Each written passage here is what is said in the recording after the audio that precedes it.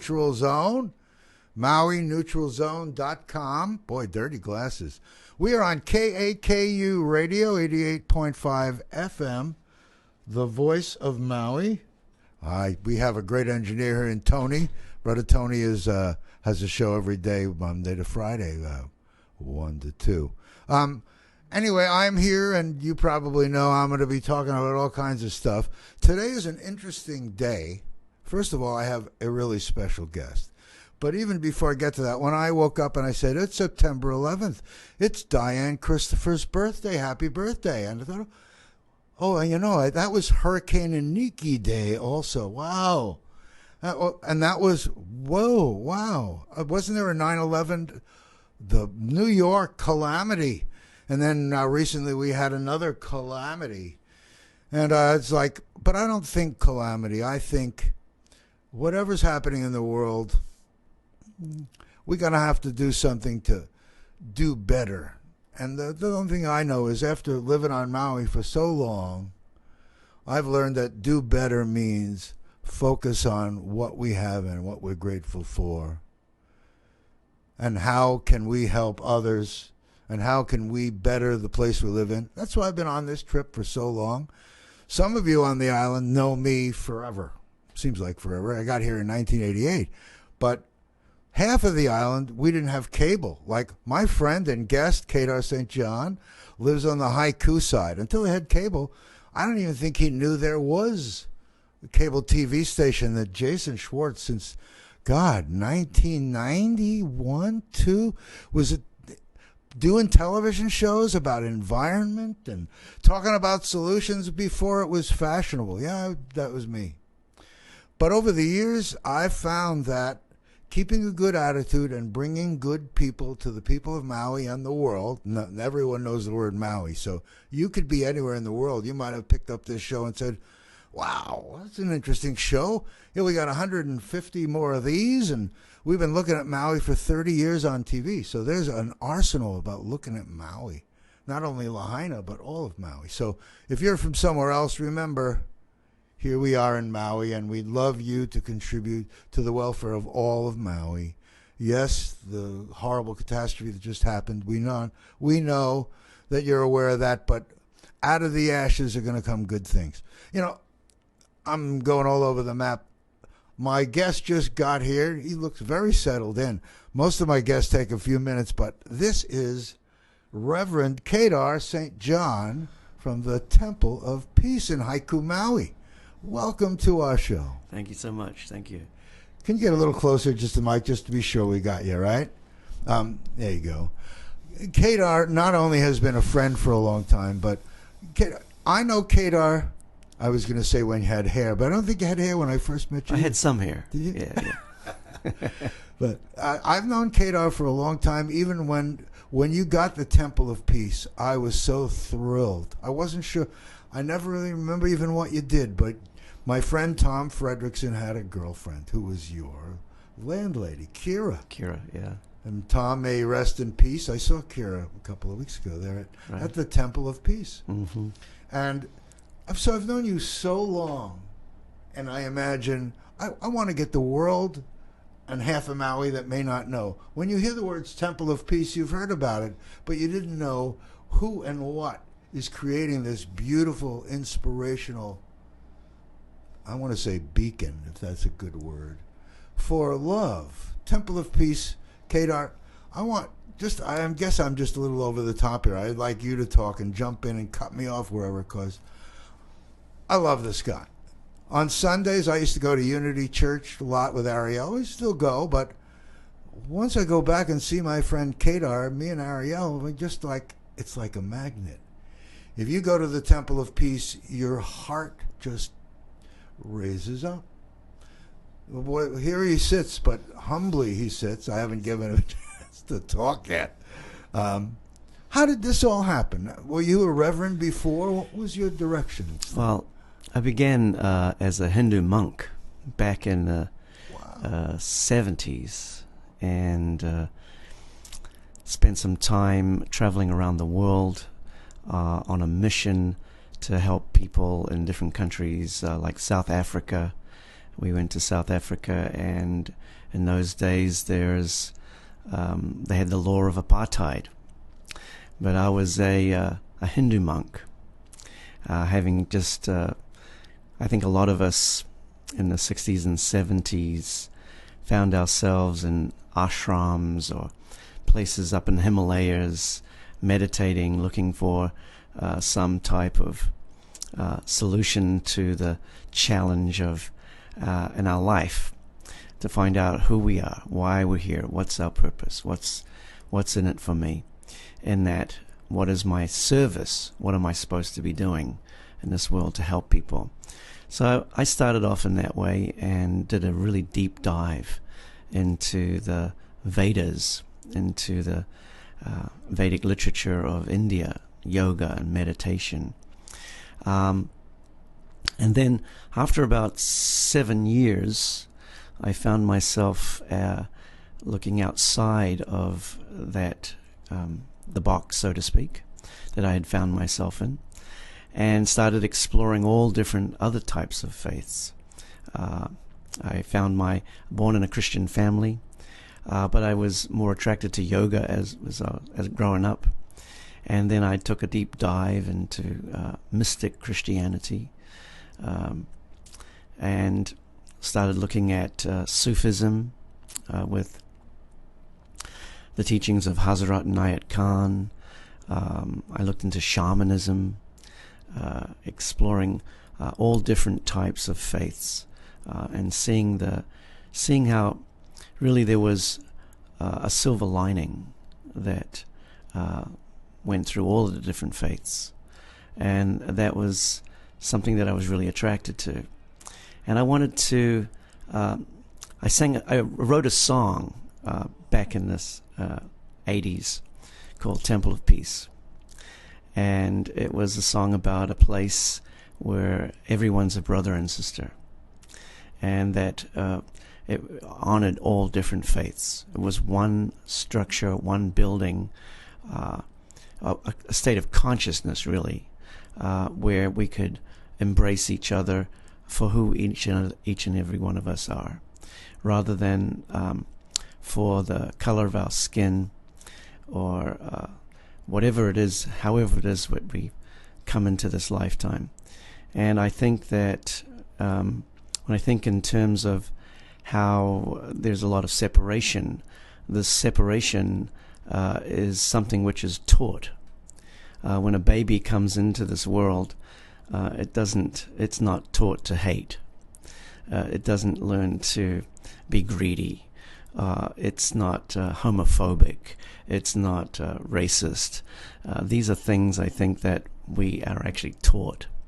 And so I was looking at the place where we could come together and focus on the love, focus on how we can become connected to each other and recognize each other for who each and every one of us are, and sing. I was really attracted to singing my prayers. And I think from that place, we eventually we moved to Maui. I met my wife in Nepal on that journey when I was finishing off being a monk. She was trying to forget about looking for a husband, and I was looking for, I guess, my twin flame. And we found each other in not in Kathmandu, but in Pokhara, Nepal, and met each other, and it was love at first sight, and we've been together for 40 years now. Wow. Yeah. So how did we come to the Temple of Peace? Well, I sang about it for about 20 years. I sang this song. And finally, in the year 2004, we actually landed the Temple of Peace up in Haiku, an old church that's been a house of faith, house of God since 1938, and going through many, many incarnations, congregational churches, Quaker church, There was even a group in there. They were called the Gun Church. Wow. Yeah, you know how people get into the guns and Wow. so so then it became in 2004 we took it over and became the Temple of Peace. So really we were incorporated as a ministry in the year 2000. So I say that the Temple of Peace is really a millennial house of worship, a house of faith, and really interfaith as best as we possibly can, embrace everybody. Well, it feels like a celebration. Every time I come, we celebrate life and each other and how much love can we share. It seems to just exude from everyone there. Yeah. You're such a great leader in front.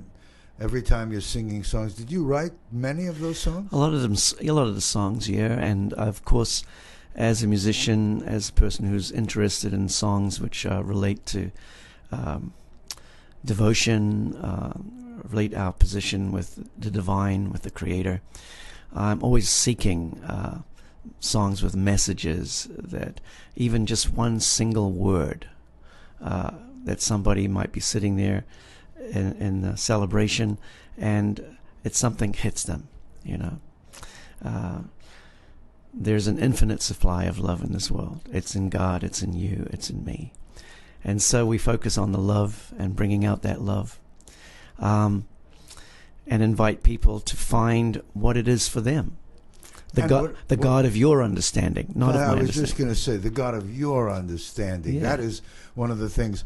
Some people have said, are they Christian church? Well, whatever you are, you bring to the circle of people. And when you, in your temple, before you started using the outside area, in the inside there's a Torah, that's a story I'm sure, and different things from different faiths, and you're totally honoring, and obviously to get a Torah is a huge thing. So there must have been someone that not only loved you, but that recognized a very special quality. How did that happen to your world? Well, there was a time back in the early 2000s that I took a sabbatical for what I was doing. We were doing a house church from 2000 until 2004 with my dear brother and ally, Blue Mountain. God bless his soul. He departed earlier this year. Yeah. And I'm sorry, what was your question? I don't remember. We were talking about the Torah and how it got the Torah, yes. Okay, I noticed when I walked through, someone said to me. So I was helping these guys who had gone through, let's say, a spiritual dark night of the soul. They had been with a teacher for a long, long time, for maybe 25 years of their lives. They became disgruntled with, I guess, the politics of that institution, and needed to move on. And so somehow or other I was there and helped them to break loose of their of the ism that they had become part of. The confines of their definition of themselves. Yes, exactly. Right. And invited them to step outside the box. And this particular brother, there was two brothers, both of them actually born in the Jewish faith. And so they took a deep dive into Kabbalah, which is the mystic teachings of Judaism.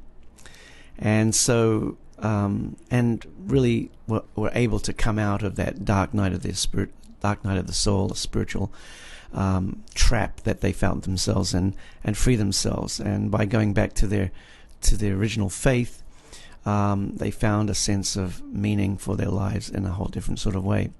Anyway, my one friend, he calls me up and he says, Kedar, I'm coming to Maui. What can I bring you? What can I bring to the Temple of Peace? And I said, well, I don't know, you're the born-again Jew. What would you bring to the Temple of Peace? You know, knowing that we are interfaith, what would you bring? So I guess it was on the high holiday of Yom Kippur, which is a very special holiday to the Jewish people. He rented a house down the road from us and walked to the temple with this beautiful Torah that he had brought for the Temple of Peace. And we gladly accepted it. And it is actually in the care of my son. My wife is Jewish, Shelley's Jewish, so he is he's Jewish, and so he is the guardian of that Torah, and it sits in the Temple of Peace as a representation of the great Book of Knowledge. And you've had guests and people. You have all kinds of events of all kinds, and we haven't even gotten there yet. You have a whole other section where your wife Shelley and you have all kinds of different healing modalities. Yep. And you're really a well-rounded experience. There is such a sacred feeling of every place there, everything. What's really nice is as soon as you get there, you feel included.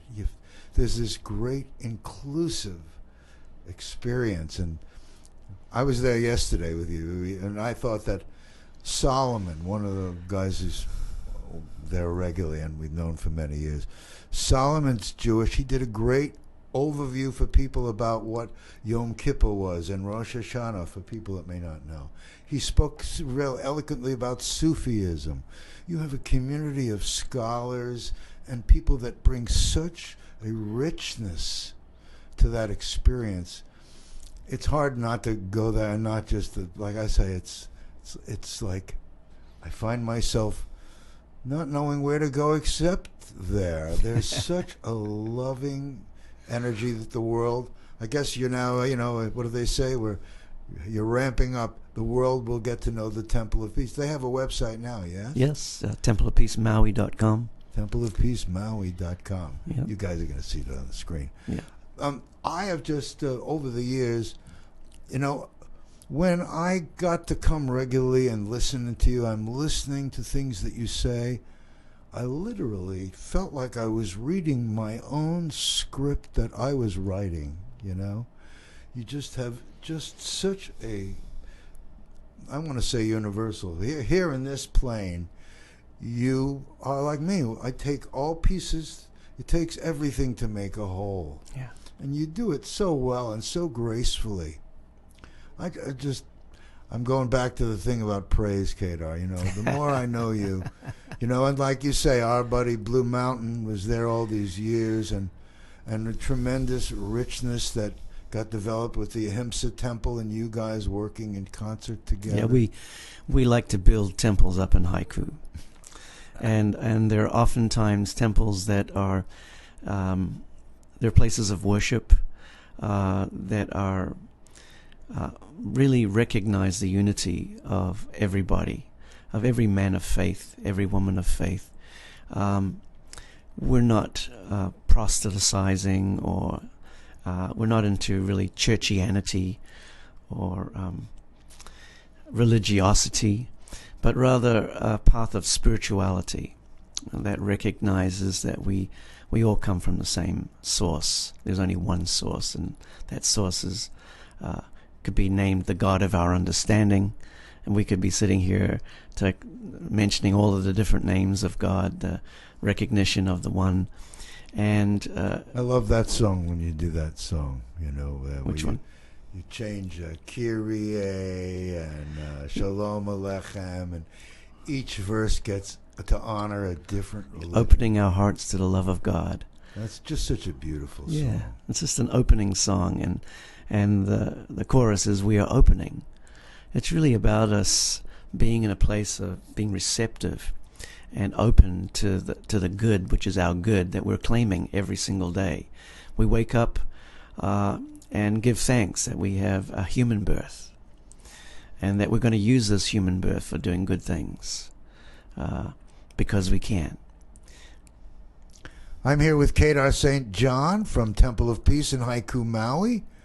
And this is the Neutral Zone, MauiNeutralZone.com, 88.5 FM, the voice of Maui. We're also simulcast on Akaku Maui Community Media. They like to say Maui Community TV, but I'm holding on to that TV. You know, it's still that screen there. Things are changing so quickly. Everything grows here so quickly. You know, recently I was going to have you on. I've been after you to come on and visit my show. I'm sure you probably didn't realize Jason did a show every week. Really? I didn't really. That's true. I mean, you know, people see my show, they go, "Wow, I really saw your show. You really did." Some musician who was here plays with Mick Fleetwood. He said, "I saw your show. Wow." Yep, we're on, and we have people like Kedar. No, there is no one like Kedar, but we have jewels. Maui has some, and all around the world, but Maui has people here that the world needs to see. That together we are so incredibly, totally capable of self-sustainability and love and cooperation. You know, when I think about that, I was just thinking about the Hawaiians and the experience. You guys were part of the Hunger Heroes and helping with that effort, and with this recent horrible fire, wildfire from whatever source, and all the conjecture about it, and bringing out that piece of sovereignty from the Hawaiians. I hope that things like this can help people realize how incredibly integrated we are here. The people that have been helping on this from all over Maui, just an incredible surge of selflessness. That's right. You know, it's like here on Maui, we are a small island, and it is our community that, without a second thought, immediately everybody was emptying their pantries, bringing water, buying supplies, getting generators, doing whatever we could to help the people of Lahaina. And the overwhelming experience of what I experienced was the great love and unity that our community showed for our brothers and sisters, regardless of where they were born, and especially for those who were born in Lahaina, who are our Hawaiian community, our host culture here. Yeah. Seeing that type of suffering has created a great empathy in our community, and an army of volunteers just to help from their hearts. And this is, I think, the beautiful spirit of aloha that all of us who find ourselves living here in Hawaii and Maui, we find that there is this amazing spirit of aloha that is it permeates. And even in times of great disaster, even in times of great suffering and pain, this aloha spirit comes forth and embraces us. And I think we really certainly saw the most incredible, energetic version of that, the entire community coming together and helping wherever we can. You know, now we've got, I'm working with several groups on the mainland who have worked with trauma in various locations where the people really needed to help release this trauma. I myself the other day was feeling a great burden on my shoulders just from being here and being around this, feeling empathically feeling what was going on. And I got the chance to just let that go, just let it go, to make me a better person, to be more centered, to not carry this burden, to release it. And where did I release it? I just offered it to God. Aloha. I just let it go. And I'm continuing to do that. And I think that that's, where our focus is how can we help the people? This has happened. You know, there's so many focus on, well, how did it happen? And what are all the other things that made it happen? And this is all true. All of these things are considerations that people are asking these big questions. And I think that the most important piece right now is to keep our minds, keep our hearts, keep our spirits in the place of love and service to see how can we make this right, how can we make this pono. And we're dealing with many, many, many moving parts. And I call it when it first happened, it was, you couldn't help but look at the other side of all the questions, the trolling that took place to make it negative and to make it more confusing than it already was. You look at that stuff, and I call it the treacherous land of lower frequencies, which is all of the doubt and all of the worry and all of the concern. Yes, that's there, but in order to be of service, I need to be fully present. And I can't be thinking about how this happened, who did this, what was the nefarious reason that this happened. I can't go there and be empowered to be helpful in our community. And I'm glad there are people getting the facts and will be giving us the reports, but I'm sure we'll get the report. That's not my area either. I'm not really good at lingering in that negativity. I'd rather say, okay, what are we going to do to bring ourselves together in a new and better way? That's right. Yes, we don't have the old. Maybe we're now replacing something that can't be replaced, but we sure can do something beautiful. Yeah. And move forward together in ways that we only dreamed of. That's but right. Here's the opportunity to do. That's right. Yeah. For a second, when I think of this thing and how we all came alive, and then the government came in from Fed and all that stuff, it's very unclear who is a victim here, because all of Maui is suffering in different ways from this financially and emotionally, and we all have connections with people from Lahaina. My years were in Lahaina. That's where I developed my life on Maui. Yeah. But there's the acute, and then there's the long-term. This may be a long-term solution, so I'm most curious to see when people will realize that we need to do things differently because we're on an island. That idea I've been talking about 30 years, many of us. Self-sustainability. We grow our own food. We create housing for our own people and create a local economy. We promote art and music to the world and raise money for environmental... Well, that's my thing. I've been talking for 30 years, and half of the island didn't even hear me for the first 15. They didn't have cable.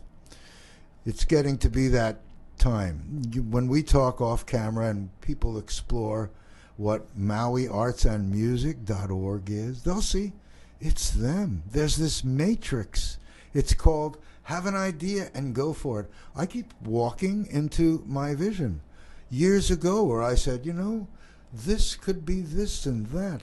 And here the world is sadly growing up, and all the things that were a hard sell are now much easier. When you say self-sustainable, grow our own food, or we have to have our own water, suddenly everyone sees a blade of grass that's a little too tall, and they're like, that has to be cut. Where's the guy that's going to cut it? You could cut it too, by the way. That's right. But I'm just knowing that out of this is going to come solutions, because we're here, and we're going to be the ones doing it. We are the leaders we've been waiting for. That's right. I think that we're learning about how important it is for preparedness. We weren't prepared for this. Our government here on Maui was not prepared for this. None of us were prepared for this. And I think that it is the ultimate wake-up call for us to really become, as you say, self-sufficient and be prepared. I know that that's one of my goals right in this moment, is really doing things and preparing things for any future event that might take place like this, so that we can help even more.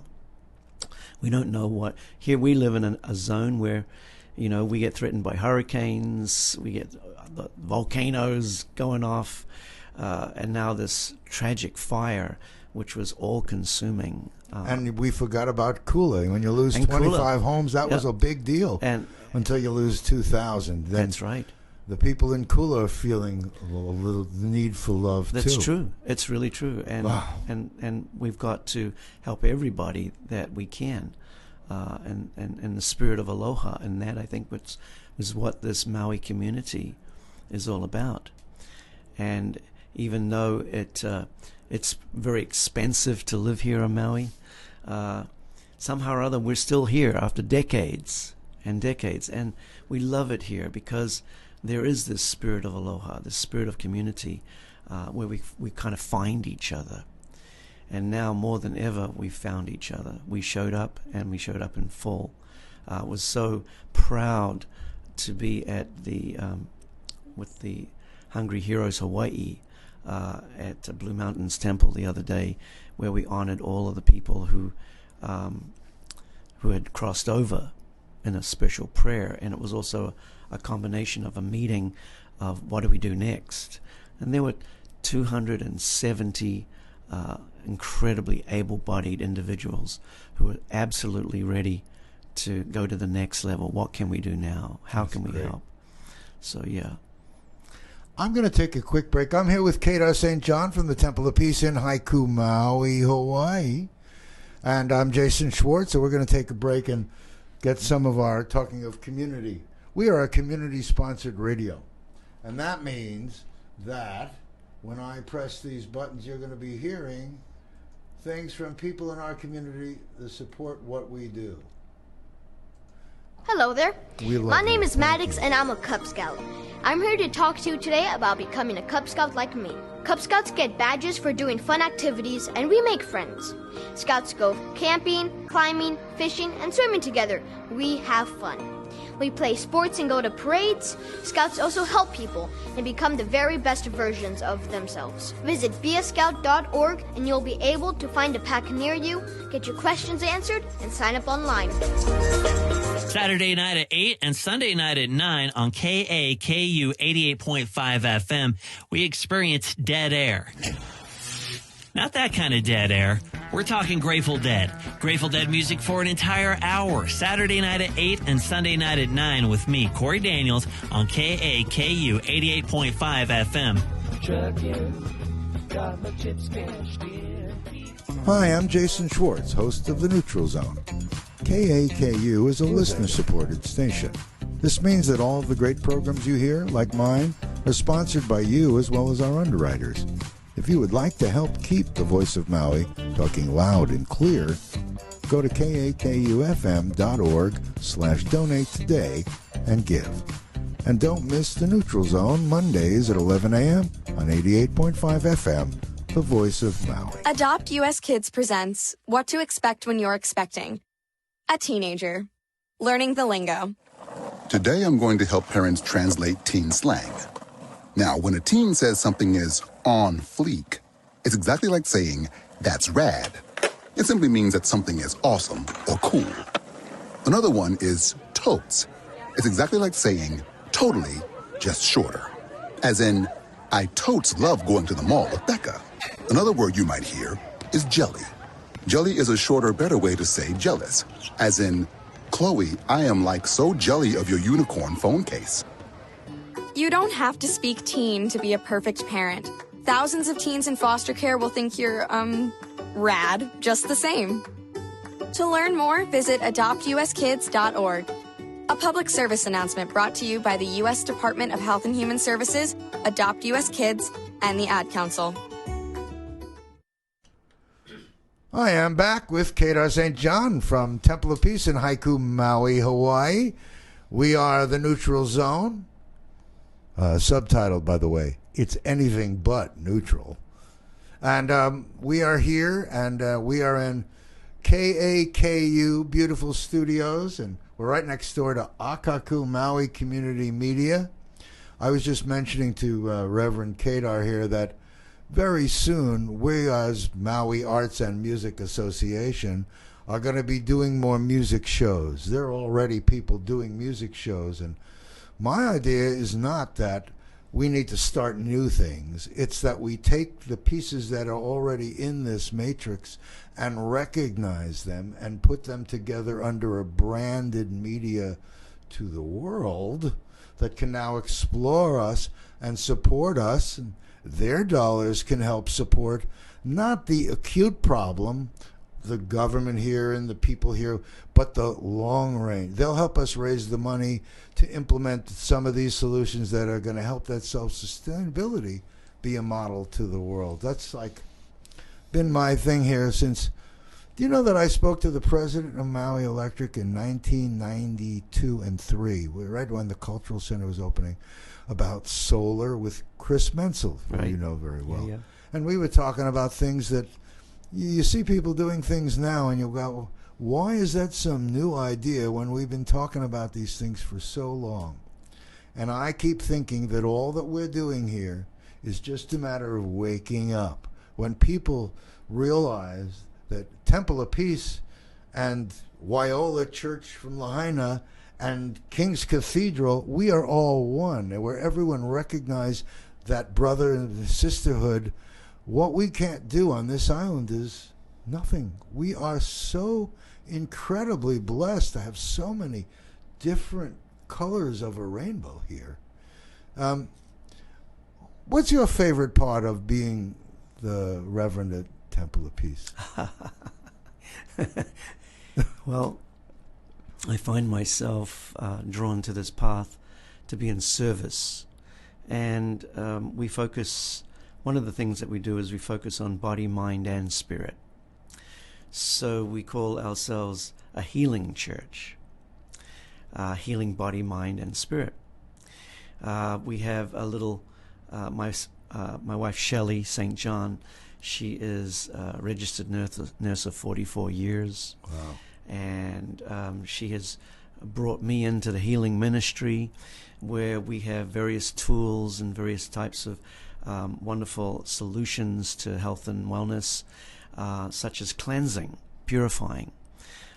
She does something we call shamanic colonics, where, or as some of her contemporaries call her, the number one nurse in the number two business. We're able to purify the body through colon hydrotherapy, increase the oxygen through hyperbaric oxygen therapy, and energy medicine. We put together like retreats for people so that they can come here.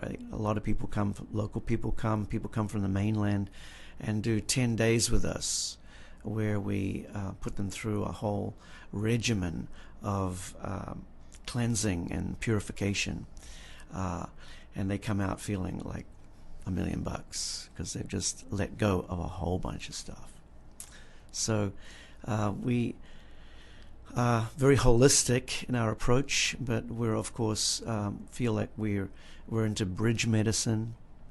We want to include all the various types of healing modalities that are out there, and necessarily that in ancient of days were offered by the church or offered by temples, that you could come there and you could undergo a process of release and purification to wake up to a much better version of yourself. So we feature those types of things at the Temple of Peace a lot. We bring in people who are really amazing intuitives, who get messages and are able to deliver those beautiful messages. We have different practitioners. We have wonderful musicians, local musicians, international musicians coming in, and we do concerts.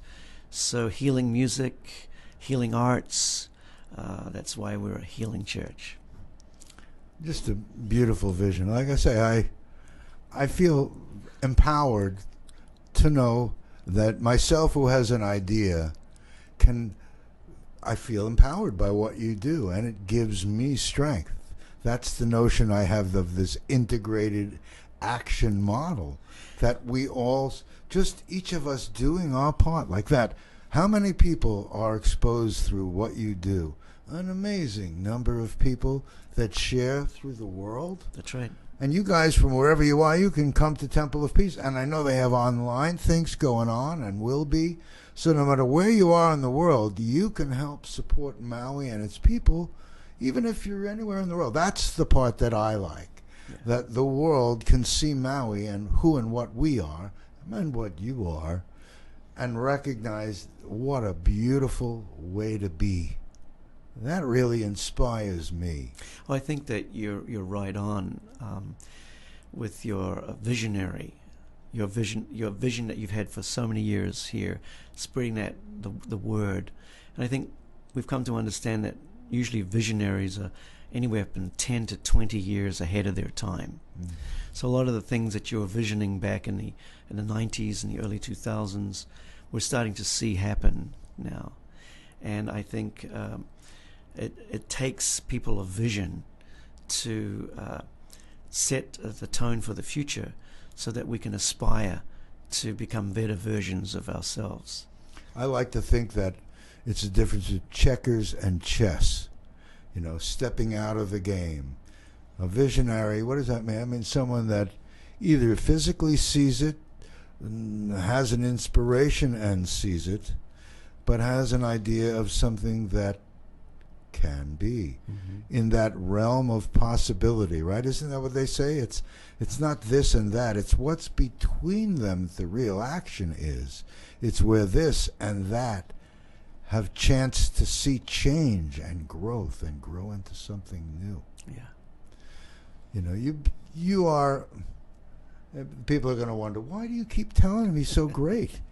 Well, I guess it's just whenever I see you, I light up, because I know you come from such a beautiful and pure space, and you've always been that way. Right? I didn't really know that you had a background that was, you know, religiosity of different persuasions and came up with your own.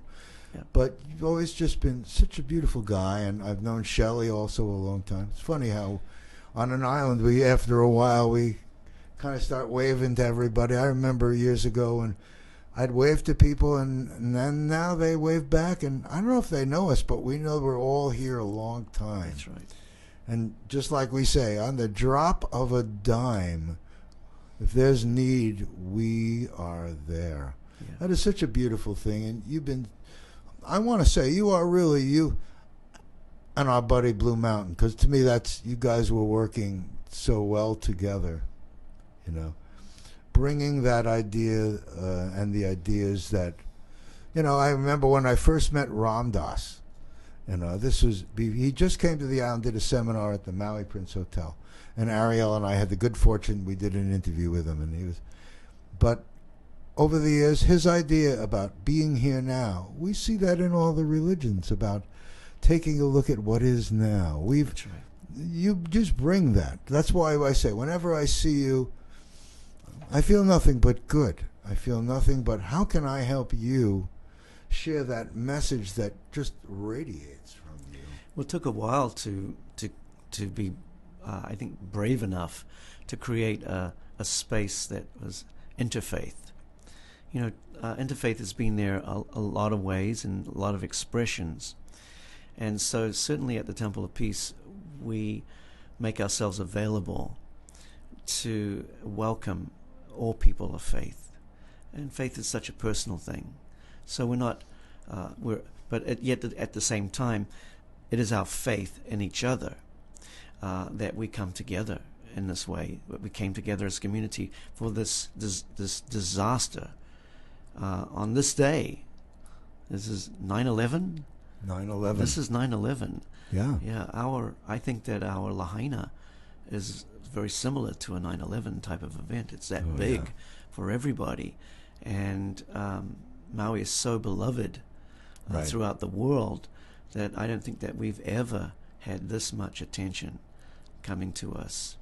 No, and we're the number one. We're right up there in the travel destinations in the world, but now they're really looking hopefully over the horizon and can come here and go back with more than just a suntan, and that's our job to share with them so they recognize that it's more than just a vacation place. It's an experience for our lifetime, you know. Well, we are the furthest landmass from any place on planet Earth. Isn't that something? And the very fact that we find each other on this little island in the middle of the ocean with a group of wonderful people who are all here seeking the same thing. And we run into each other, we recognize each other, we see kindred spirits in each other. I recognize you. I don't know how I recognize you, but I do. And why is that? Is because there's something so the same in each and every single one of us. And I think that that's part of what the Temple of Peace makes itself available to. I say that, you say you're in a neutral zone. I oftentimes joke that we're the Switzerland of temples. Whatever your teacher is, we welcome that teacher. It's not like we're exclusively only the teachers that we have come across in this lifetime, but rather embracing the spirit of guidance. Each one of us has the opportunity to be looking in this lifetime, where am I going to find guidance? And how is it that I can find guidance with others who I resonate with, who will lift me up and bring me into a place of recognizing that actually we're all in this together. And so why the separation? So somebody's got to do it. Somebody's got to take the opportunity and say, listen, we're all in this together, and we embrace. I always say to people, we're a loose and open affiliation of like-minded beings who know when to show up. Because, and you can never be late for the Temple of Peace or any of our services, because you're always in divine time. As Ramdas, after he departed, the lady that was taking care of him, Dasima, sent over a clock to the temple, and each numeral has the word now. What time is it? It's now.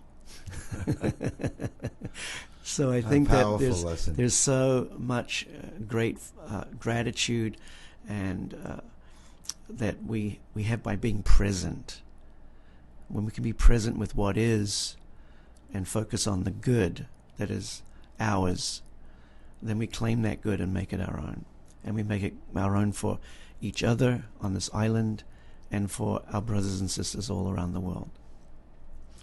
As I'm sitting here, I was thinking, maybe I should see if Kedar wants to put out the Cosmic Yes. And I thought, wait, that's a lot of memorization. There's so many things about what you do that are so uplifting there. If you guys haven't been to the Temple of Peace, you get an extra cookie from me. I don't have cookies, but you'll come to me and I'll give you my cookie.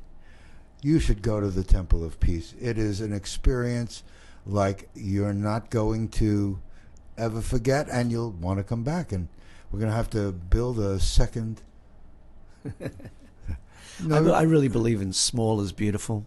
But linking all of them together is, I'm with you. And what I'm so thrilled about with the day and age that we're in, just like right now, it's small, but it's reaching so many people, and that message is going out. Yeah. That we have the opportunity to connect in this way. Never before have we had such connection, which I think is an evolution in consciousness. And when we start bringing words forth that are inclusive in our languaging, that's a sign of an advanced culture, so that we can find the neutral ground, or the solid ground, or the ground that is there beneath us all, and all we have to do is basically knock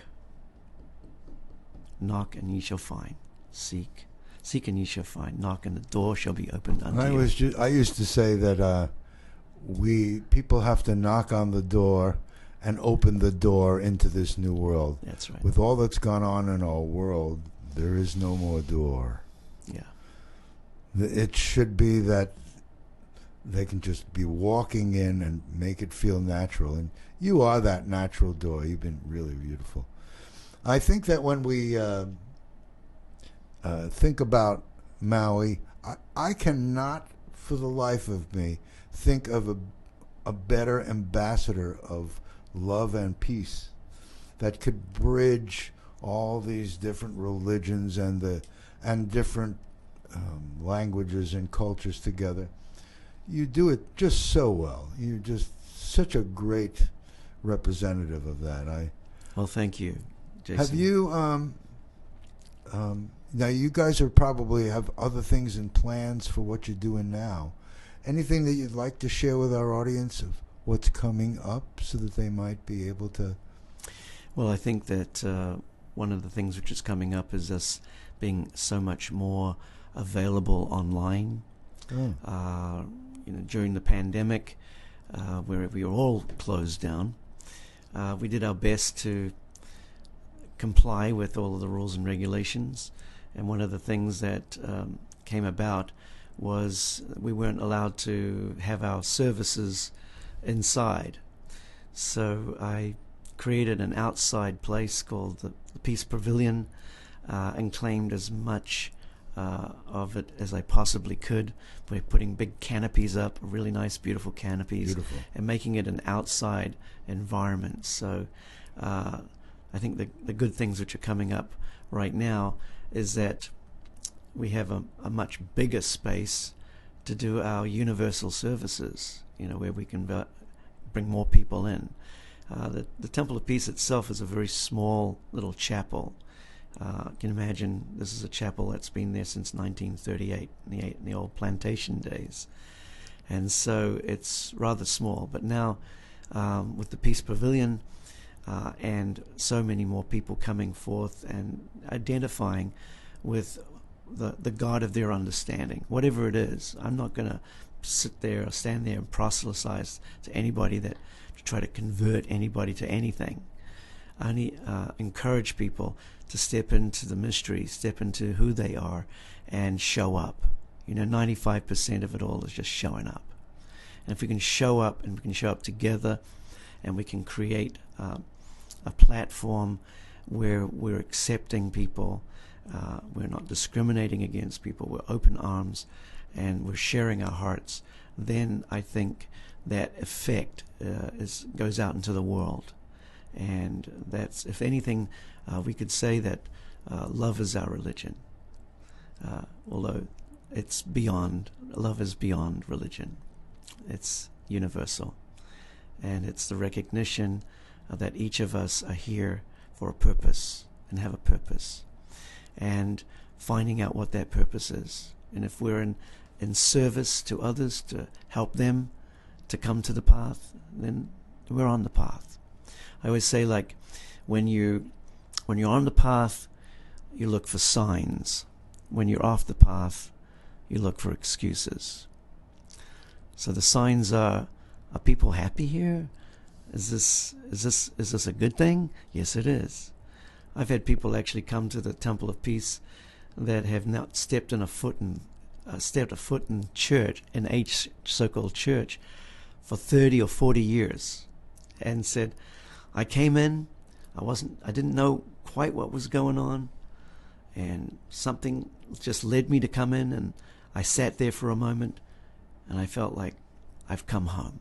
I've come home to a place where people are not judging me by the way that I look, or the clothes that I'm wearing, or the car that I'm driving, or the area that I live, but rather just accept me for who I am. And I think that if our mission is anything at all, it is to embrace all of God's family exactly as they are, without imposing our will upon them, but inviting them to step it up, to step into their higher recognition of themselves, of their family, of their community, and to do good things. So that's what I think. Well, it's really very, very attractive. I'm sure you guys that are on an island are thinking, well, how do I write that down? TempleofPeaceMaui.com. Okay, yeah, you remember that. You'll remember it easy. Our website's under construction right in this moment a little bit. Oh, yeah. Well, growth is good. We're growing. That's the big thing right now. I have the same thing on mine. I always encourage people, when you go look, realize those spaces, that's for our growth. We're in the process of growing. And if you have something that you can contribute to this experience, give us a whistle, Now, we only have a few more minutes left. Believe it or not, my eyes have this challenge of looking. It looks like we have a minute 44 left. Is that possible? I guess it is. Where did that go? Boy, we happen, and excuse me if I'm a little bit wordy. I hope I've given you time. Anything that you know that you would like to deliver to the audience that I may not have given you room to? No, you have given me plenty of room here. I so appreciate that you invited me in here to have a chat with you today. You're very Jason, special, and you're very important to me. And I recognize the work that you've been doing over the years. Even though I haven't been a regular listener of your show, it's amazing that here we are sitting here on this 9/11 day, talking about peace and love. Wait till you look at the website. You'll see that all those videos of all these events, all these years, between me and Todd Swan, we covered so many events. He'll be getting his videos onto, may he rest in peace, get his into our site. It's like looking at the last 30 years of Maui when you explore our website. The Maui family. Yeah. And now what's really amazing is there's a whole new generation of Maui family showing up. Yeah, well, we are almost out of time. Kedar St. John, Temple of Peace, Haiku, thank you for being our guest here at the Neutral Zone. I'm Jason Schwartz, your host. Thank you guys for joining us from all over Maui and all over the world. Please come back. And remember, whatever it is, remember who you are. Aloha, everyone. Aloha.